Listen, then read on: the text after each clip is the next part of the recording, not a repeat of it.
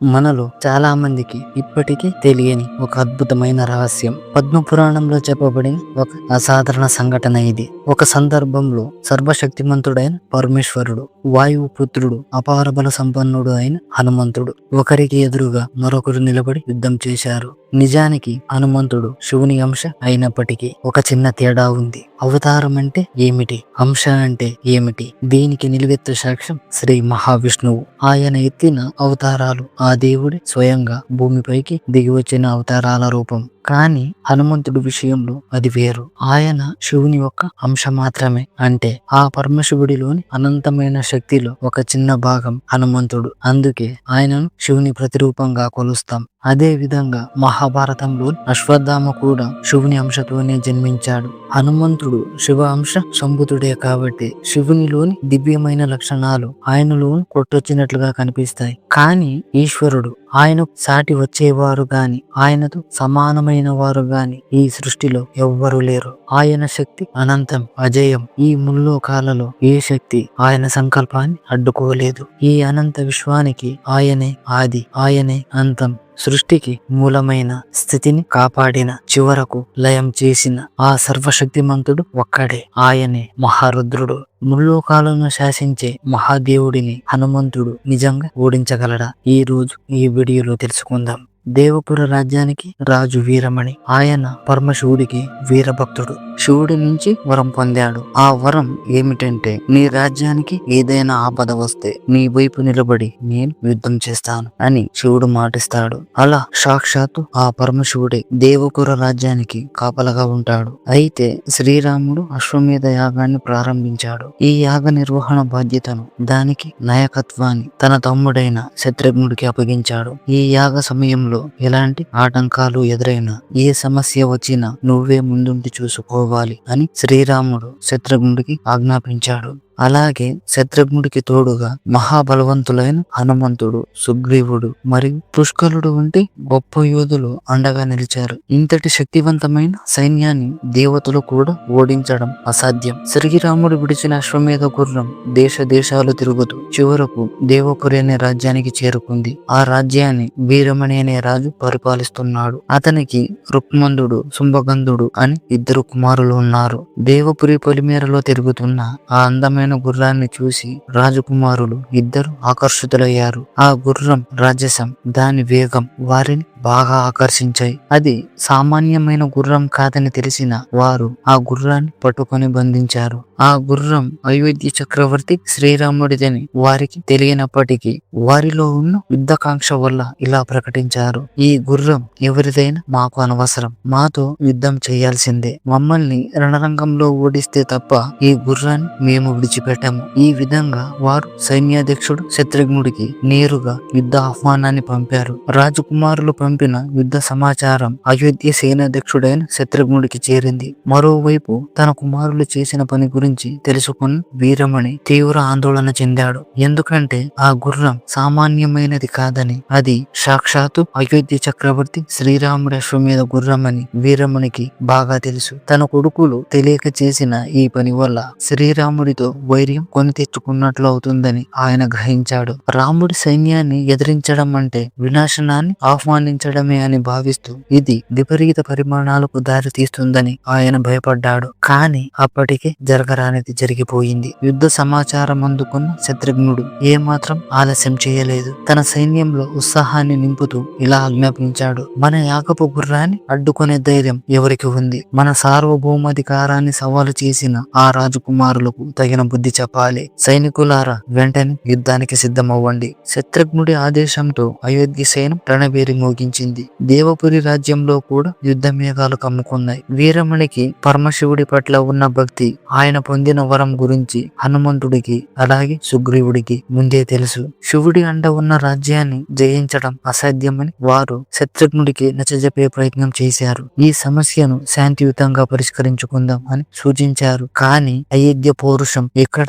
ప్రధానమైంది. యుద్ధానికి సవాలు విసిరింది వీరమణి కుమారులే కాబట్టి ఇప్పుడు వెనక్కి తగ్గితే అది అయోధ్య రాజ్య ప్రతిష్టకు భంగం కలిగిస్తుందని శత్రుఘ్నుడు యుద్ధమే సరైన మార్గమని భావించి రణరంగంలోకి దూకాడు. అయోధ్య సైన్యం ముందు వీరమణి సైన్యం నిలవలేకపోయింది. శత్రుఘ్నుడి పరాక్రమం ముందు దేవపురి సైనికులు మోకరిల్లారు. ఆ క్లిష్ట సమయంలో రాజు వీరముని తన ఆరాధ్య దైవమైన పరమశివుడిని మనసారా తలుచుకున్నాడు. ఓ దేవదేవ, ఈ కటిక చీకటి లాంటి కష్టకాలంలో మాకు దిక్కు నువ్వే, మమ్మల్ని నువ్వే రక్షించాలి తండ్రి అంటూ రాజు వీరమణి చేతులు జోడించి ఆ బోళాశంకరుడిని మనసారా వేడుకున్నాడు. భక్తుడి మొర ఆలకించిన ఆ బోళాశంకరుడు ఒక్క క్షణం కూడా ఆలస్యం చేయలేదు. వెంటనే తన సైన్యాన్ని రణరంగంలోకి దింపాడు. ఒక్కసారిగా ఆకాశం నలుదిక్కులు ప్రతిధ్వనించాయి. సాక్షాత్తు శివుడి అంశ అయిన వీరభద్రుడు భయంకరమైన శివుని గణాలతో కలిసి మెరుపు వేగంతో యుద్ధ రంగంలోకి దిగాడు. ఆ దృశ్యం శత్రువుల గుండెల్లో వణుకు పుట్టించింది. ఆయనతో పాటు నంది మరియు భృంగి తమ సైన్యంతో ప్రత్యక్షమయ్యారు. రణరంగం హోరెత్తిపోతుంది. ఒకవైపు ధర్మాన్ని రక్షించే శ్రీరాముడి వానర సైన్యం, మరొక వైపు సాక్షాత్తు ఆ పరమశివుడి ఆజ్ఞతో కదిలి వచ్చిన ప్రమద గణాలు. వీరభద్రుడితో పుష్కలుడు యుద్ధం చేస్తున్నాడు. సాక్షాత్తు ఉగ్ర రూపమైన వీరభద్రుడిని ఎదుర్కోవడం పుష్కలుడికి అగ్ని పరీక్షగా మారింది. అంతులేని బలం కలిగిన నందీశ్వరుడు, సాటి లేని వీరుడైన హనుమంతుడు హోరాహోరీగా తలపడుతున్నాడు. అయోధ్య సేనాధ్యక్షుడు శత్రుఘ్నుడిని భృంగి తన యుద్ధ తంత్రాలతో నిలువరిస్తున్నాడు. శుభగణాలు అయోధ్య సైన్యంతో విరుచుకుపడుతున్నారు. యుద్ధం భయంకరంగా మారింది. అయోధ్య వీరులకు శుభగణాలకు మధ్య జరుగుతున్న ఈ పోరులో ఊహించని పరిమాణాలు చోటు చేసుకున్నాయి. పుష్కలుడు తన వద్ద ఉన్న దివ్యాస్త్రాలన్నిటినీ వీరభద్రుడిపై ప్రయోగించాడు. కానీ సాక్షాత్తు ఈశ్వరాంశ అయిన వీరభద్రుడి ముందు ఆ అస్త్రాలేవి పనిచేయలేదు. వీరభద్రుడు వాటన్నిటిని తునాతునకలు చేసి తన త్రిశూలంతో పుష్కలుడిని ముక్కలు ముక్కలుగా నరికేశాడు. మరోవైపు భృంగి తన నాగపాశంతో శత్రుఘ్నుడిని కదలకుండా కట్టిపడేశాడు. దీంతో అయోధ్య సైన్యం దిక్కుతోచని స్థితిలో ఉంది. నంది హనుమంతుడితో తలపడి ఓడిపోయాడు. హనుమంతుడి అపారమైన బలం ముందు నంది నిలవలేకపోయాడు. నందీశ్వరుడి ఓటమిని గ్రహించిన వీరభద్రుడు నేరుగా హనుమంతుడితో తలపడ్డాడు. వీరిద్దరు శివుని అంశలే కావడం వల్ల ఈ యుద్ధం సమాన బలవంతుల మధ్య సాగినట్లుగా ఉంది. దీర్ఘకాలం పాటు ఒకరిపై ఒకరు దివ్య అస్త్రాలను ప్రయోగించుకున్నారు. అయితే చివరకు మహాబలి హనుమంతుడి పరాక్రమానికి వీరభద్రుడు స్పృహ కోల్పోయాడు. శత్రు సైన్యం ముంచెత్తుతున్న ఆఖరి క్షణంలో రాజు వీరమణి మోకరిల్లి రెండు చేతులు జోడించి ఆ పరమశివుడిని వేడుకున్నాడు. ఓ నీలకంఠ, నా రాజ్యాన్ని, నా ప్రజలను నువ్వే కాపాడాలి అంటూ అర్థించాడు.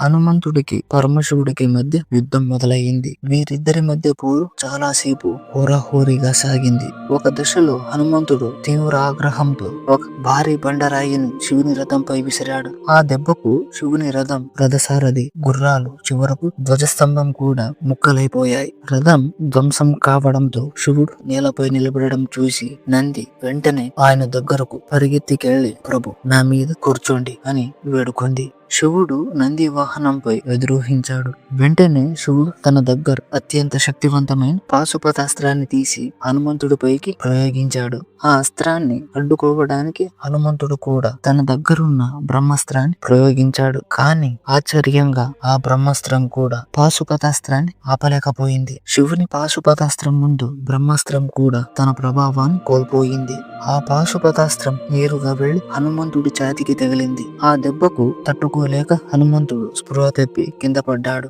ఆయనలోని శక్తి క్రమంగా తగ్గిపోసాగింది. ఇది చూసిన శివుడు, హనుమ, నిరుత్సాహపడకు, నీ శక్తిని కోల్పోవద్దు, తిరిగి లేచి నాతో మళ్ళీ యుద్ధం చెయ్యి అని ప్రోత్సహించాడు. శివుడి మాటలతో హనుమంతుడు మళ్ళీ ఆవేశంతో ఒక పెద్ద చెట్టును పెకిలించి శివుని ఛాతిపై బలంగా కొట్టాడు. అంతేకాకుండా రకరకాల శక్తివంతమైన అస్త్రాలను శివునిపైకి ప్రయోగించాడు. కానీ ఎన్ని అస్త్రాలను ప్రయోగించినా శివుడిలో ఐక్యమైపోయాయి. వెంటనే శివుడు హనుమంతుడి చేతిలో ఉన్న ధనస్సును ముక్కలు ముక్కలుగా చేశాడు. అప్పుడు హనుమంతుడు ఆ పరమేశ్వరుడిని మల్ల యుద్ధానికి రమ్మని ఆహ్వానించాడు. మెరుపు వేగంతో దూసుకొచ్చిన హనుమంతుడు తన రెండు పిడికిలను గట్టిగా బిగించి శివుని ఛాతిపై బలంగా గుద్దాడు. అయితే శివుని శరీరం నుండి వెలువడిన అపారమైన తేజస్సును తట్టుకోలేక హనుమంతుడు దూరంగా పడ్డాడు. ఇలా వీరిద్దరి మధ్య చాలా సేపు మల్ల యుద్ధం సాగింది. ఒక దశలో శివుడు తీవ్ర ఆగ్రహంతో హనుమంతుడి ఛాతిపై బలంగా కొట్టాడు. ఆ దెబ్బకు హనుమంతుడు మళ్లీ కింద పడిపోయాడు. అయినా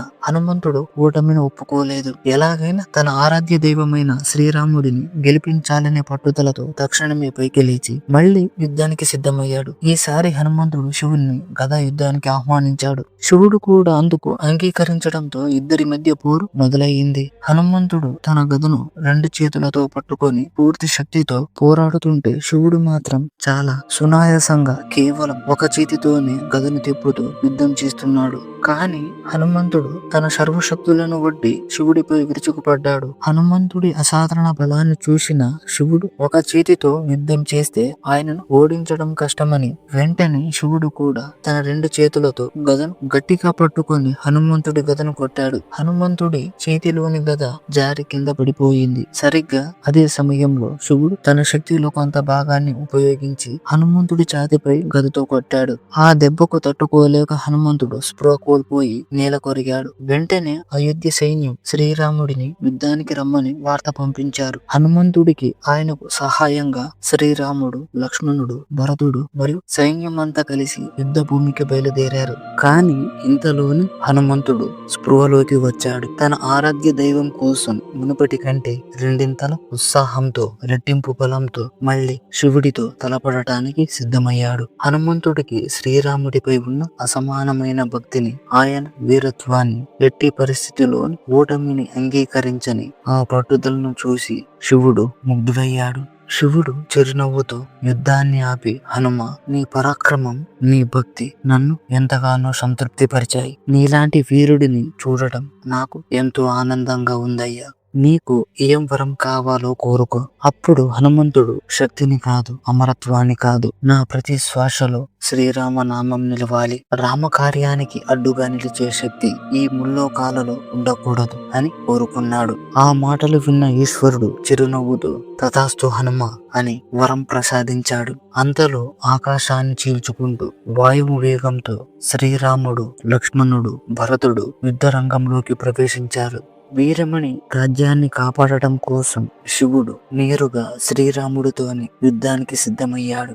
ఈ అద్భుతమైన పోరాటాన్ని చూడటానికి స్వర్గలోకం నుండి బ్రహ్మ, పార్వతి, లక్ష్మి, సరస్వతి, ఇంద్రుడు ఇలా దేవతలందరూ ఆకాశంలో ప్రత్యక్షమయ్యారు. కానీ ఎదురుగా ఆ పరమేశ్వరుడు. ఆయనను చూడగానే శ్రీరాముడు తన చేతిలోని ఆయుధాలను మౌనంగా నిలపై ఉంచాడు. భక్తితో 2 చేతులు జోడించి, ఓ ప్రభు, మీరు ఈ సమస్త విశ్వానికి అధిపతి. మీ అండదండలు ఉండటం వల్ల నేను మహాబలశాలి అయిన రావణుడిని ఓడించగలిగాను. మీ ఆశీర్వాదంతోనే నేను ఈ అశ్వమేధ యాగాన్ని నిర్వహిస్తున్నాను. అటువంటప్పుడు మీతోనే యుద్ధమా అని తల ఉంచుకున్నాడు. అప్పుడు శివుడు గంభీరంగా, రామ, ప్రస్తుతం మనం యుద్ధ భూమిలో ఉన్నాం. ఇప్పుడు భక్తి గురించి కాదు, కర్తవ్యం గురించి ఆలోచించు. వీరమణి రాజ్యాన్ని రక్షిస్తానని నేను మాటిచ్చాను. ఆ వాగ్దానాన్ని నిలబెట్టుకోవడం నా బాధ్యత.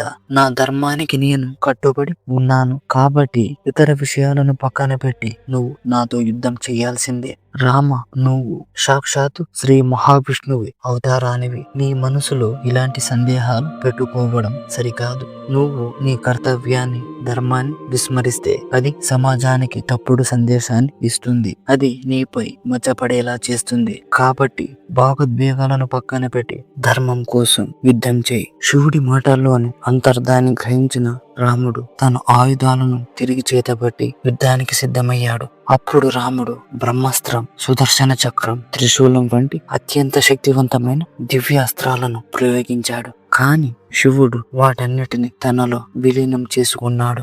ఆ సమయంలో రాముడికి ఒక విషయం గుర్తుకొచ్చింది. గతంలో శివుడే రాముడికి పాశుపతాస్త్రాన్ని ప్రసాదిస్తూ దీనిని బ్రహ్మ, విష్ణువులతో సహా ఎవ్వరూ ఎదిరించలేరు అని వరాన్ని ఇచ్చాడు. తన ఆరాధ్య దైవం ఇచ్చిన ఆయుధమే ఈ సమస్యకు పరిష్కారమని భావించిన రాముడు వెంటనే ఆ పాశుపతాస్త్రాన్ని తీసి భక్తితో శివుని నామాన్ని స్మరిస్తూ సాక్షాత్తు ఆ పరమశివుడిపైకి దానిని ప్రయోగించాడు. రాముడు ప్రయోగించిన పాశుపతాస్త్రానికి బదులుగా శివుడు కూడా తన పాశుపతాస్త్రాన్ని ప్రయోగించాడు. ఆ 2 మహా అస్త్రాలు పరస్పరం ఢీకొని మధ్యలోని మాయమైపోయాయి. ఆ తర్వాత శివుడు ఎంతో ఆనందిస్తూ, రామ, ఈ యుద్ధంలో నీ పరాక్రమం అమోఘం.